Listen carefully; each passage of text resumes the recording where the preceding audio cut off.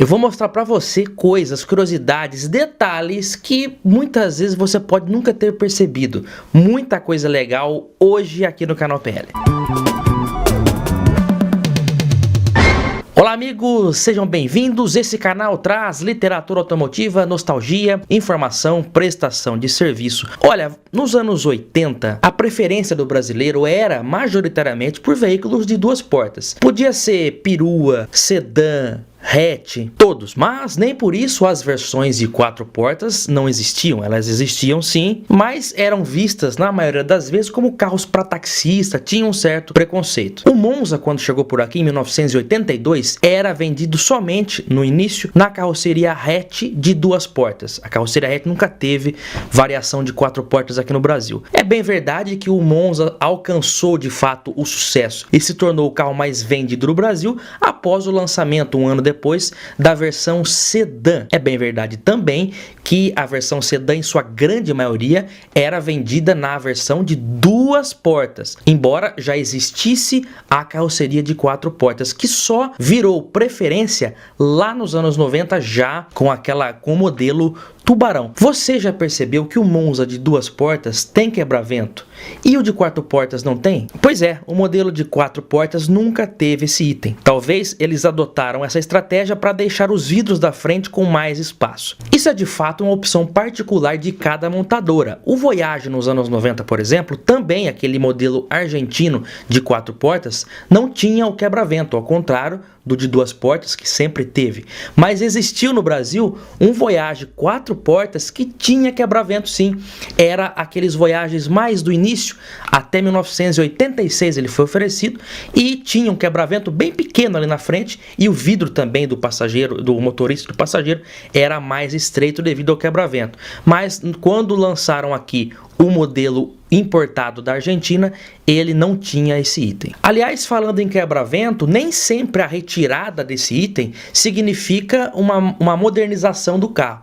Por exemplo, o Chevette, lançado no Brasil em 1973, 50 anos atrás, ele não tinha o quebra-vento, era uma inovação.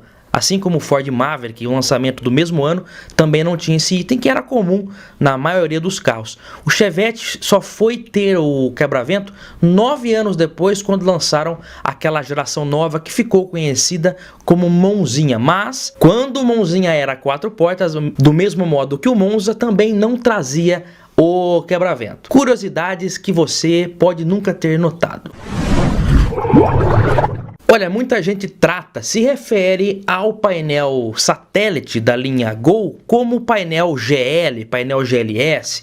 De fato é um painel muito bonito, inclusive tenho ele aqui na minha Paraty GLS. Mas existiu sim Gol GL com painel de plástico seco, aquele painel conhecido como o do modelo CL. O detalhe é que com o lançamento do novo interior em 1988, o Gol tinha duas opções interior. O painel satélite era destinado no início somente para a versão GTS e depois em 89 a GTI. O Gol CL e GL tinham o mesmo tabelier. Isso durou até 1990. O Gol GL só passou a ter o painel, o interior ali conhecido como satélite, em 1991 com aquele modelo que ficou conhecido como chinesinho. Então o Gol GL até 1990 tem o painel seco, similar ao do Gol CL. O que mudava às vezes era que o painel do GL podia ter um relógio de horas, o que no CL não havia. Quem está acompanhando a série do Fusca Herb, que é um Fusca 1969 branco Lotus, eu estou aprendendo várias coisas novas sobre o Fusca. Eu gostaria de citar uma curiosidade aqui. O Fusca, apesar de dizerem que que Fusca é tudo igual, não é. Ano a ano tem mudanças, e uma particularidade interessante do 1969 para o 1970, a primeira série, que foi aquele ano de transição do Fusca mais antigo, que é aquele visual clássico que nós conhecemos, para aquele visual já mais dos anos 70, com os para-choques de lâmina simples, lâmina única. A tampa do motor também foi redesenhada, dentre outras modificações, mas algumas alterações foram feitas do 69 para o 70 primeira série, ainda em 1969. Por exemplo, com informações graciosas do meu amigo Giovanni Afonso do Rio de Janeiro. Ele até mandou aqui, eu vou ler para vocês, para que a gente veja juntos as novidades. que teve. Por exemplo, ó, em novembro de 1969, o que foi mudado?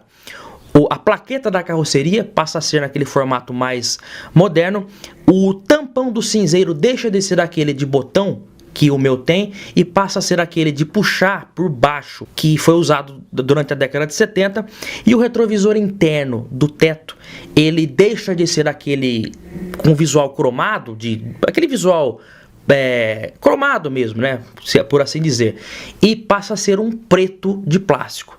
Então, se você vê um Fusca ainda com o visual clássico, mas com o retrovisor interno do teto de preto, de plástico, e o cinzeiro de puxar por baixo, você vai constatar que esse Fusca é um Fusca 70 primeira série. Em janeiro de 1970 surgia o extintor de incêndio e o cinto de segurança. Pois é, até 1969 o Fusca não tinha cinto de segurança nem extintor de incêndio. Em fevereiro, o encosto do banco passa a ser mais largo. Em maio, aquele PQP do painel deixa de ser branco, passa a ser preto. Até quando durou o Fusca clássico primeira série em 1970?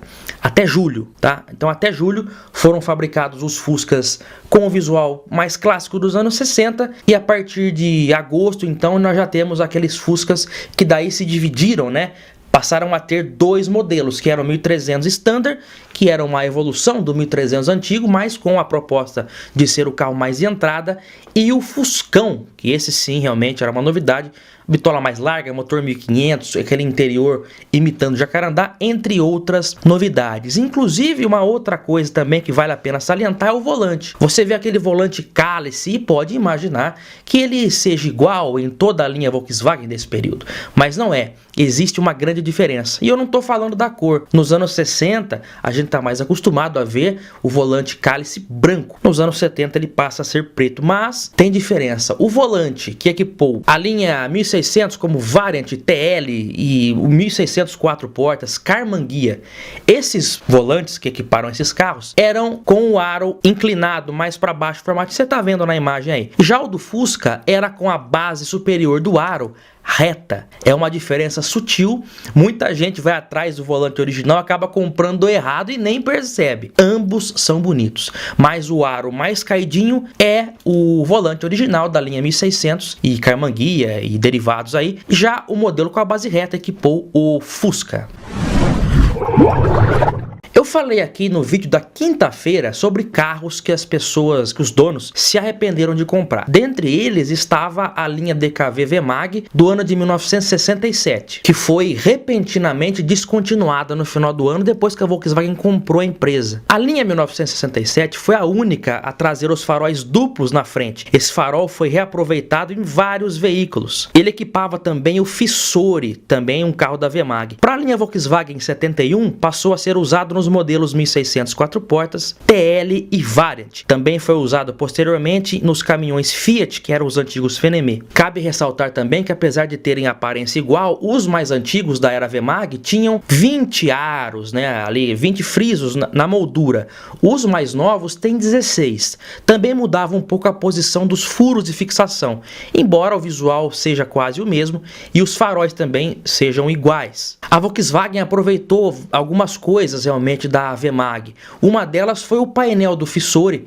Se você olhar o painel do DKV Fissore, ele serviu claramente de inspiração para a criação do Tabelier da Brasília, que foi lançado em 73. Uma outra coisa também que a Volkswagen se inspirou em carros da VMAG foi a maçaneta do próprio Fissore. Se você olhar a maçaneta do SP2, ela não é a mesma, mas é muito parecida com as maçanetas do DKV Fissore, que equiparam também os primeiros Pumas. Até 1971, 72, as maçanetas do DKV foram usadas nos veículos Puma e era uma maçaneta realmente muito bonita. Então acho que é por essa razão também que a Volkswagen se inspirou nela para o SP2, embora sejam diferentes. Uma outra curiosidade também é que o Lada Niva, totalmente avulso aqui, tem uma maçaneta também muito parecida. Então se você for comprar a maçaneta para o carro, fica ligado porque tem 3 maçanetas aí que são bem parecidas.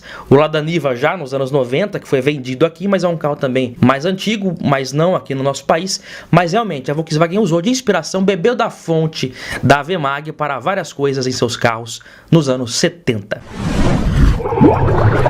Se eu tivesse um Fiat Uno daqueles mais antigos, eu gostaria de colocar nele faróis de milha, aos moldes do Uno R. Isso se eu não tivesse um R, né, que já é original. Mas se o meu Uno não fosse um R ou um 1.6R, enfim, os modelos esportivos, eu gostaria de colocar. Mas como o para-choque de Uno R é raro, difícil de encontrar, então as pessoas às vezes acabam furando o para-choque original, fazendo uma gambiarra. E se eu falar para você que o para-choque do Uno Smart, que foi vendido pela Fiat de 2000 até 2003, é basicamente o mesmo para-choque do Uno R. Se você olhar esse para-choque do Smart por trás, você vai ver que ele tem o decalque, a predisposição pronta para o farol de milha do Uno R. Pois é, meus amigos, e ele não é tão caro, porque as pessoas às vezes não sabem disso. Talvez agora vão saber. Então basta, se você tiver o kit de milha do Uno R, que também é uma coisa rara, mas o para-choque você pode usar do Uno Smart. Saudações ao meu amigo Gabriel Migliavasca. Fica a dica aí.